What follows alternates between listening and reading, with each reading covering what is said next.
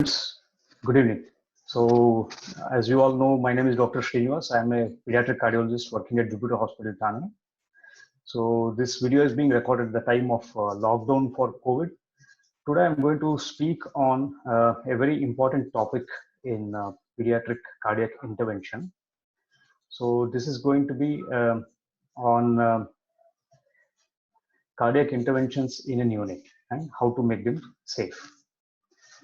So most of pediatric cardiologists in this country are faced with challenge of doing a catheter intervention in neonate quite often than not.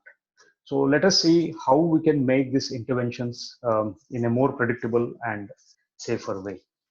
So as most of us know, neonates are the most beautiful beings to be held in anybody's hand. So they are actual gifts of life from the God. So basic parameters that all of us have to remember and we all are aware is a child is not a small sized adult. A neonate is not a small child. In a similar way, a preterm baby is not a small neonate. Why I am re-emphasizing on this fact is because neonatal physiology and cardiac hemodynamics are totally different compared to an adult or a small child. A preterm is a totally different ballgame. So we need to understand the physiology and metabolic demands and needs of all these three as a separate entity and respect their demands even before we start planning a cardiac intervention. So before we plan any intervention, it is mandatory to ask these two questions. Is this procedure absolutely indicated? If not, then better not be doing it. Second important question often is to ask yourself, is the intervention the best, safest and possible option? If answer to both these questions are yes, then we would proceed with planning an intervention. So before we plan any intervention in a unit, so it's always important to discuss with all the stakeholders. More than 50% of the stake in a neonatal intervention is family. So counseling of family is of utmost importance. So I'll come to counseling session in the next slide. Talk to your neonatologist team. They are integral part of any successful neonatal intervention because stabilizing a neonate before procedure, monitoring during the intraoperative procedure, and taking care of this patient after the procedure is all done by neonatology team.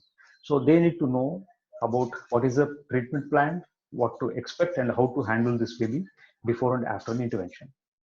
Anesthesia team is extremely important because they are the ones which are taking care of 90% of the medical complications of the baby. So they need to be involved. Surgical backup is very, very important because surgeons are the saviors in most of the interventions that might go wrong even remotely. So always have a surgical backup and always discuss plans with the surgeon about what are you going to do, especially if it's a complex intervention. Nursing and cath lab team are also important and equally responsible for successful outcome. We need to involve them also. Let's see each one of them individually. So when you talk to a family, discuss about nature of the procedure. Not all neonatal interventions are corrective. For example, let us say we are going to do a duct stenting in a child. So entire family should understand duct stenting is not a corrective procedure. It's going to be the beginning of a palliative procedure. Ultimately, the outcomes might be a corrective surgery or a palliative procedure. They need to know this even before you start the first intervention. Be frank about risk factors. Don't give a very rosy or glorified picture. Discuss them about what are the facts and what are the numbers and what are the risks involved in performing this intervention. Stress about need for repeat procedures if it is. For example, if you're doing a balloon aortic valvotomy, parents should be known and they should be aware that there is a good chance of repetition of this procedure. There's a good chance of this baby requiring a open heart surgery in the future as well.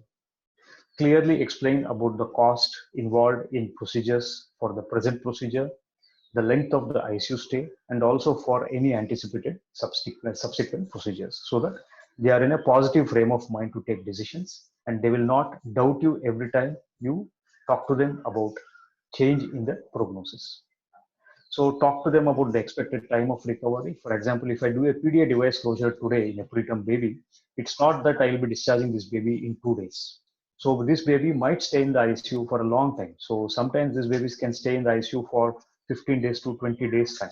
So the family has to be ready for that. So transition in and out of ICU is a very stressful period for family. They need to know what are the expectations of putting the neonate into the NICU and how you wean them off from the NICU. So genetic counseling is very important, especially if there is a genetically predictable heart disease or if the obstetric history is bad in the family. Once you do that, so get in touch with your neonatologist and discuss with them the checklist. Talk to them about what are the hemodynamics that is expected for this uh, cardiac condition. Talk to them about maintenance of airway. So during the transport and during the procedure, and how much oxygen to be given for the baby, and what is the method of delivery. For example, this baby may be on high flow nasal cannula. It's not possible to give high flow oxygen through a normal cannula when you are actually transporting this baby from the ICU, and also to maintain the baby in the same way in the cath lab as well. So the entire team should be aware about the transport hemodynamics and also what happens on the in the cath lab. So all the babies are maintained well in a proper temperature in the NICU. So make sure that this temperature change is maintained throughout the transport and back from the cath lab. So check with your neonatologist about recent blood sugars and status of electrolytes. Take corrective measures if required. Access all the sites of, inspect all the sites of access, because many times both the groins might have been punctured for sampling or for central lines. So without knowing this, if you take these babies to cath lab, so you'll realize that there's no access for this baby and the whole system can actually collapse. So always make it a point to inspect the access site by yourself and make sure what will be your access plans. Have a proper working IV line, very important during the transport from the NICU into the cath lab, and also to maintain this baby during the procedure. Make a note of all the hardware that the baby already has, especially if there is an endotracheal tube, NG tube, urine catheter, central lines, umbilical lines, ICDs. Okay, make a written note of all these things and be sure how to fix all of them. For example, we may like to clamp the ICD when the baby is being transported, but we would like to keep the NG tube open when the baby is getting transported. So make sure that the entire team involved in handling this baby during the transport is aware of this. So have an idea about what antibiotics are going on for this baby. It's always better to give a dose of antibiotics before you shift the baby from the cath lab to the from the ICU to the cath lab. If the baby is in prostaglandin infusions, so you have to instruct the team with written orders about when to stop prostaglandin, what to monitor, and when to shift, and if there is a delay in shifting the baby, what to do with the prostaglandins. So these things have to be discussed properly. All the infusions that are anticipated, it is better that these infusions are prepared in the ICU, because cath lab staff may not be very familiar with different dilutions and preparations of these infusions. So once you do that, go to cath lab. So most of the times, check yourself if it is a newer cath lab handling the neonates. So see to it that the temperature of the cath lab is set. So the desired temperature is between 20 to 24 degrees centigrade. So see to it that enough stock of IV cannulas are available. Most often, cath labs which are not handling units regularly will not have 24 or 26 gauge needles. So they are often needed for access. So make sure that all the IV fluids are warm and in appropriate delivery systems. Make sure that baby have proper painting material. For example, we do not use betadine for a neonatal painting. We always use chlorhexidine. Make sure that appropriate drapes are available. We always use disposable drapes for units because they are lighter. Make sure there are proper splints, rolls, tapes for stabilizing the unit on a table. Make sure cath lab has enough pre-warm blanket. They have suction apparatus working. They have infant feeding tubes, head rings, oxygen cannula and tubings. So you have to prepare all the important drugs, keep them preloaded and keep them in the infusion sets and ready. NIPP cuffs are often not found in regular cath labs. Make sure proper size cuffs are available. Have a proper temperature probe and monitoring system. So have either bear huggers or overhead warmers where whenever it is appropriate. Have an HGT machine. This is to check the blood sugars for the baby in the cath lab. So this is a system that we use in our cath lab. So this is called as a warmer or a bear hugger system. So this is a complete set. Most often drapes are used as a blanket because the size of the unit is very small. Here a unit is completely draped. This is what I was talking about. Sterile draping systems. They're all disposable. They're very light weighted material. So it's not desirable to have a baby completely uncovered on the cath lab. It's always desirable to have a baby who is totally covered. Most importantly, always cover the head because the heat dissipation can happen very quickly from the head. So talk to the cath lab anesthesia team. So encourage them to have a checklist on their own. So discuss with them whether you want the baby to be intubated or not. Most of the new units are intubated. So make sure there's a proper ventilator available in the cath lab because the anesthesia machines may not be capable to deliver proper tidal volumes to a unit. Make sure a defibrillator is available and set with all the parameters and its accessories. All drugs need to be diluted and kept ready by anesthetists. Important steps of procedure has to be explained to the anesthetist and also tell them what complications you expect. So they need a standard proper vascular access for monitoring and management of the baby while you do the procedure. If they need a central line, procure a central line before you begin the procedure and see to it that anesthetists are confident and comfortable in handling. So talk to them about heparin plans. They need to know how much heparin to be given. They need to maintain time charts for heparin. Also, they need to know what is the ACT levels to be maintained for that particular procedure. They also need to know when a repeat heparin dose needs to be repeated. So if there is a EtCO2 monitoring in the cath lab, it will make any procedure, not only neonatal, but any procedure very, very safe because even before the saturation drops, EtCO2 starts dropping. So you can always save a potential baby from going into hypercarbic cardiac arrest. So it is better to have a second trained anesthetist if you are doing a very small neonate or a complex procedure. So if your anesthetist is comfortable giving regional blocks, always encourage them to do that. So here in this baby, a regional block anesthesia is administered. Here a caudal block is being administered. So what are the advantages of caudal block? Caudal block prevents arterial spasm. It preserves the limb perfusion even if there is a vascular injury. There is no need to use local anesthesia. So the local access site anatomy is well preserved and the planes are well preserved. So it will also allow the anesthetist to use lesser amount of IV or inhalational anesthetic agents. Also, the recovery is very smooth because the effect of caudal analgesia will be prolonged in neonate. So this is what we do for prevention of arrhythmia. Always our defibrillator paddles and machines are prepared. The important drugs are always available in the cath lab, sometimes preloaded if you anticipate the risk is very high. So these are disposable defibrillator paddles that we often attach to small babies when we do a procedure. As an example, if you're doing a balloon aortic valvotomy, these things are all mandatory and to be kept at the side table of the cath lab. So here, what is shown here is we are able to monitor EtCO2 in a baby even when the baby is not intubated. As you can see, this baby is not intubated. It's a closed system of EtCO2 monitoring, and inhalational agents can be delivered through this tubing, and this baby is under general anesthesia. EtCO2 can be monitored if the baby is not ventilated. EtCO2 can be monitored if the baby is ventilated as well. So cath lab technical team, your partners in this procedure, they need to know everything about this baby. They need to know what are the nature of the procedure that you're going to do, what is the duration that you're going to take, what should be the position of the baby. For example, we flip the baby for any procedure that would require an internal jugular venous access. So they need to know how to optimize the fluoroscopy setting. So we do it at a very, very slow frame rate, and we remove the filters in the cath lab machine for a very small unit to improve visualization. All the hardware, whatever you need, has to be given in writing, and if possible, in a day prior, so that they will have enough time to arrange for all the cath lab hardware. All the baby should have pacing standby if it is required. And this is temporary pacing lead and all the accessories. A pericardiocentesis should always be there in your cath lab because it can happen with any baby. Cath lab should be ready with retrieval hardware in case there is an accidental embolism. So somebody should make sure that echo machine is present in the cath lab because most of procedures are guided by echocardiography. The ultimate aim of a good cath lab, which is dealing with any pediatric intervention, is that nobody should leave the floor once the procedure is on. That means they're not going to search for any hardware or any material outside the cath lab. Everything is available inside the cath lab. Nobody keeps on searching for hardware, drugs, equipment once the case is on. I want all my staff who is present inside the cath lab to concentrate on the procedure and to monitor the baby. So I don't want them to waste the time or their effort and concentration in searching for things that are not there inside the four walls of the cath lab. So once everything is set, you will know that the cath lab is a very peaceful place.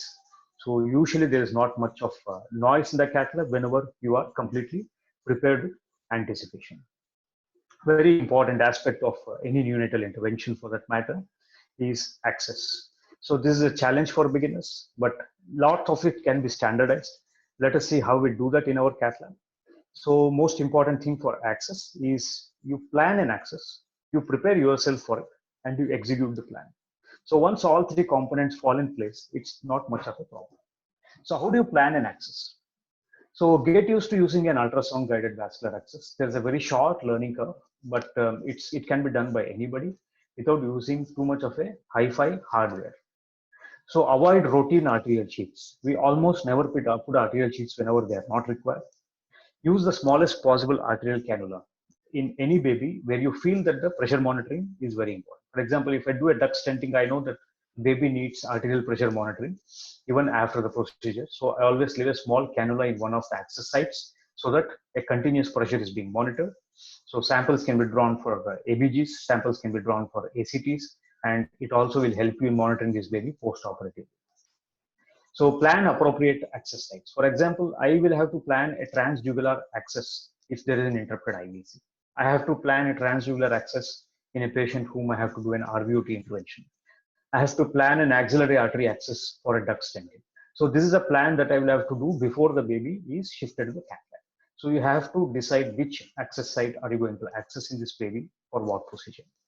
If I'm in doubt, for example, if I doubt that I'll not be able to do an intervention through the femoral venous access, I always secure and procure and secure an access in the internal jugular vein and convert it, putting a sheath only when I need one. Otherwise, just a cannula will be there in the internal jugular vein. So some general rules for access has to be followed. What are they? Never be in a haste. So always use proper positioning of the baby. Use adequate either local anesthesia or regional anesthesia. Use the smallest size cannula and gradually upsize. This would avoid injury to the vessels, whether it is artery or vein. So use the smallest possible sheath for intervention. For example, if you can get away doing an intervention with a 5 French sheath, there is no need to put a 6 French sheath, whether it is vein or artery. How do we get this access in a very small baby? Here, these are the two brand names that I've put up here. So there are many alternative brand names for similar size cannula. Gelcos are the varieties of cannulae which do not have any side arms. Okay, it's a straight cannula, and they are all beautiful cannulae. You can get an alternative for Gelcos with various other names. So Neoflon is another variety of cannula. We prefer to use either a 26 or a 24 gauge Neoflow because they are more sturdy and smoother. Of course, 26 is not available with many brands. So if I'm doing a preterm unit, I would use a 26 Neoflow without any other alternative. It's important to understand a few things about the cannula that you're going to use. What is shown in this picture is you have to be wary about the distance between the tip of the needle and the tip of this plastic sheet. If this distance is too much, even when your inner stellate pokes the vein or the artery, your sheath is still outside. So when you use such a cannula, you will never be able to get an access in a very small baby. Shortest the distance, more chances that you'll be able to get an access in that baby in the first place. All this plastic catheter should have a tapering tip.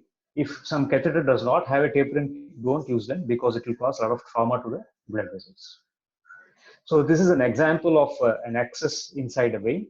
So this is the cannula with the inner stellate. So once it is inserted, it's a straight stellate. Once the stellate is removed, your cannula starts bending because it's made of plastic. So once this happens, then you might actually not be able to pass a guide wire through this. So be careful. If the baby has a lot of fat in the inguinal region, don't use a very small cannula. Use a little bit sturdy cannula. So because once it bends in multiple planes, then you'll not be able to insert a thin guide wire through that. So this is a very subtle point which is ignored by the beginners. So this is a cannula. Most of the cannula, the plastic sheath ends at the hub. Some cannulae, this sheath can actually protrude beyond this point. So once you have that, it is almost impossible to pass any guide wire through this cannula, especially when there is a blood spurting out of this central sheath. So be careful not to use such cannula. So it's desirable only to have anterior only puncture, but in very small babies, it is often not possible because the size of their blood vessels are very, very small. Use of ultrasound promotes us and makes us it makes the procedure more predictable to do anterior only function. That's the reason we're saying about use of ultrasound access. So be wary about what guide wire is compatible with which cannula. So here is a checklist of all the sizes of the guide wire, what cannula can be used, and what are the dilator or sheath compatibility with each of these guide wires. So I'll show you a small example of how a cannula is put inside a small for a neonatal procedure. So this is femoral vein is being accessed. Here in this picture, I'm showing you a blind procedure without use of ultrasound access. So this is a 24 gauge Gelco cannula which is being inserted. So once this cannula is inside the vein, make sure that there's a good backflow of blood. Once you see a good backflow of blood, then here recognize what I'm using. I'm using a PTCA guide wire. Okay, so PTCA guide wire has a diameter of 0.014 inch. Okay, so once a PTCA guide wire is secured inside and deeply, then I'm going to gradually upsize this cannula. Okay, so here the access is obtained and PTCA guide wire is there. I'm taking out the 24 cannula. So once a 24 cannula is taken off, then I put a 22, then I put a 20. So gradually I'm upsizing the size of the cannula, and then 20 cannula would take this back Terumo O21 wire inside, on top of which I can pass a 4 or 5 French Terumo radial sheath. So that is how we do gradual dilatation of the blood vessel. It's important to recognize why to fix the baby in a proper position, because after we have started using ultrasound, this procedure has become more predictable, and we have recognized that various limb positions will actually lead to different relationship of a vein and artery in a small neonatus. So this is an ultrasound guided access. Here you can see the femoral vein. This is a femoral artery, that's a profunda femoris. So this is a vein that I'm going to access. What we normally use is a linear vascular probe of 11 to 12 hertz frequency. You use a standard ultrasound equipment. Occasionally, we can also use a 12S probe, what is available on our echo machines, but you need to meddle with settings a little bit. You have to use vascular settings if you want to use your cardiac probe for ultrasonography. Okay, so this one shows what are the anatomical changes in vein and artery with varying changing leg positions. Here we are trying to change different leg positions that is possible below the drapes. So once these different leg positions are there, see what happens to the veins and artery. So they vary a lot. So if someone is trying blind procedure in this baby, definitely he's going to go wrong with differing leg positions. So this amount of procedure is being made predictable by using ultrasound. So another important thing that we do for any neonatal intervention is that we keep everything sterile. Here you can see that I'm planning to do a balloon atrial septostomy bedside in this baby via umbilical venous access. So what is shown here is I'm actually doing an echocardiography myself using the probe. This entire probe is protected by a sterile plastic sheet. So this sheet is actually a camera cover, can be adopted as a sheer sleeve to make this entire equipment sterile. Okay, this way you can make the entire procedure totally sterile. So these are the basic principles that we all follow whenever we take a neonate into cath lab to make the procedure more safer. So yes, there are magic potions for good outcome. What are the magic potion ingredients? One, planning a procedure beforehand, and NICU stabilization of a neonate is very, very important. Anticipate all the problems that can go wrong, and you take measures to prevent complications from happening. Very important. And post-procedure care is as good as or more important than doing the procedure itself. So once you have all these three portions going correct for you, then you can almost be sure that the outcome is predictable and it is often good. Thank you very much for patient hearing.